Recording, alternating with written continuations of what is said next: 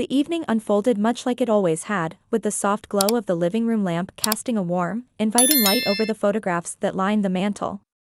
Each frame was more than just a picture, it was a captured moment, a story frozen in time, now seeming distant and unfamiliar, as though it belonged to another lifetime altogether.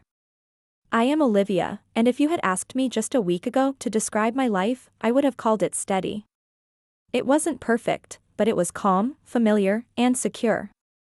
Yet now, everything had changed. The ground beneath my feet no longer felt solid. As if I was standing on the edge of a precipice, unsure of what lay in the shadows below, waiting to pull me in. It all began with a knock on the door, a sound that broke the stillness of the night.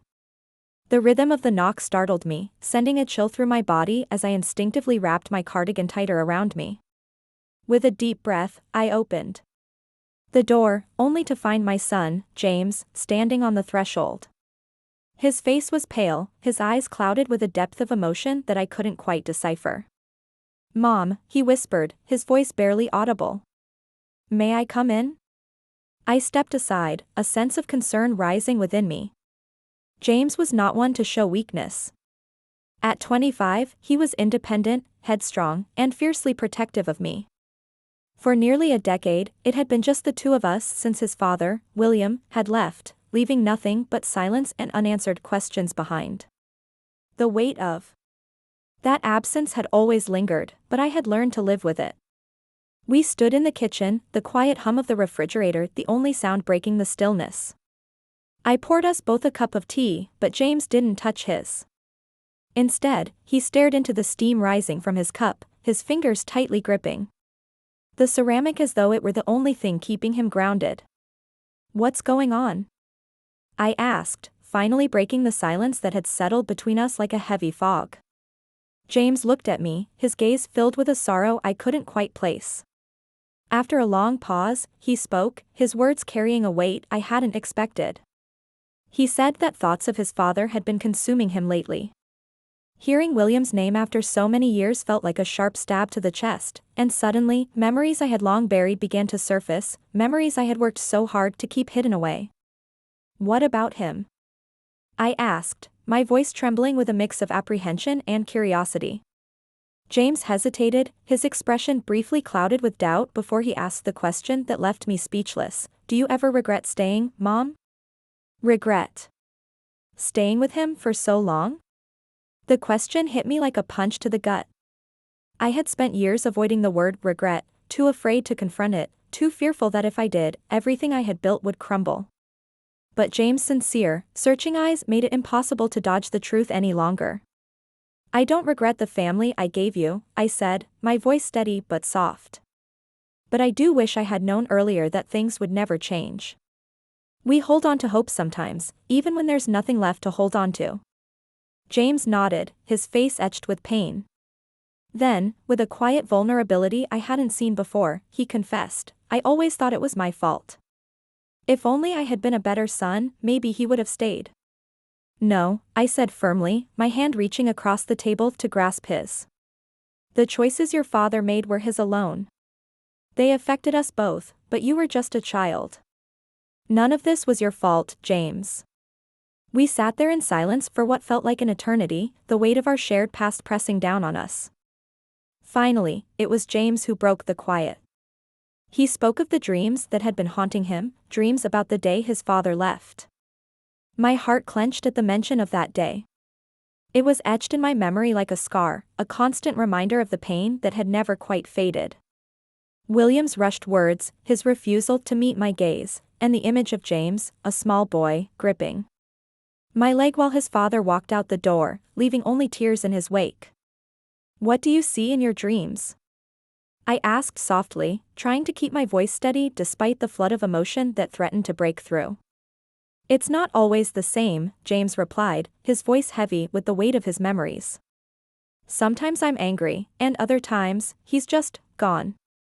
But in every dream, there's this sense that it's all my fault." Tears threatened to spill from my eyes as I looked at him, but I fought to hold them back. "You were never at fault, James. Your father made his decisions, and those decisions had nothing to do with you." As the night grew deeper and James finally fell asleep, I found myself unable to follow him into the comfort of slumber. Instead, I wandered through the living room, where the moonlight poured through the windows, casting long shadows that stretched across the floor. It felt as though the night itself was holding its breath, and in that silence, I realized that things would never be the same. My thoughts were a whirlwind cycling through our dialogue repeatedly for an eternity. I had endeavored to protect James from the anguish of William's desertion, yet in that moment of clarity I understood that I had allowed him to shoulder that weight by himself. With the dawn of a new day, I made up my mind to engage in conversation with James once more. I wanted him to realize that he was not solitary in his suffering, that we could confront it side by side. As we sat down for breakfast, I approached the topic with care. James, your words from last night have lingered in my mind, began. He lifted his gaze from the platia veil of caution shadowing his features. Indeed, it seems we can no longer maintain the facade that all is well, I remarked. It's essential that we discuss the events that transpired and the impact they've had on each of us. With a moment's pause, James finally gave a nod of agreement. Very well, he replied. Where shall we begin? We devoted the day to conversation, genuine conversation. We exchanged memories, a tapestry woven with threads of pain and bitter sweetness, wept and chuckled, and for the first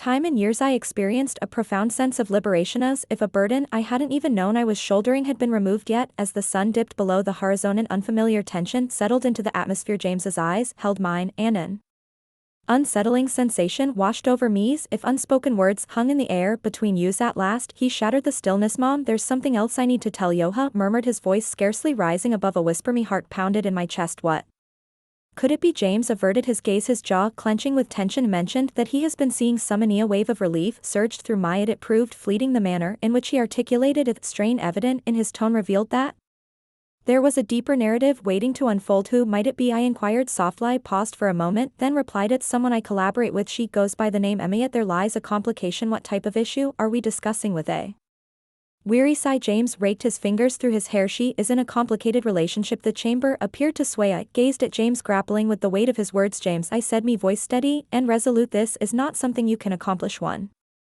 can understand the pain that comes from heartache and disappointment. I know, Mom, said his voice trembling, yet the situation is far from straightforward. She is filled with discontent, and I hold a deep concern for her well-being. I shook my head, tears beginning to gather in my eyes. James, you are worthy of a love that is fully yours, not one that is bound to another. I didn't plan for this to happen, said his voice growing louder, though it wasn't my request. Now that it has come to pass, I find myself unable to simply turn my back on it. To debated long into the night, our voices reverberating throughout the house. I implored him to rethink his decision, to ponder the repercussions, yet James remained resolute, and I could sense that his heart was already ensnared in the days that ensued. The fabric of our relationship began to fray, our conversations dwindled, and when words did exchange, they were sharp and fraught with tension. A sense of impending loss enveloped me, and it filled me with dread. One evening, as I found myself solitary in the living room, the burdens of life pressing heavily upon me, James entered the scene. He settled into the chair opposite me, his demeanor grave. Mom, murmured his voice gentle. I expressed it. Relief surged within my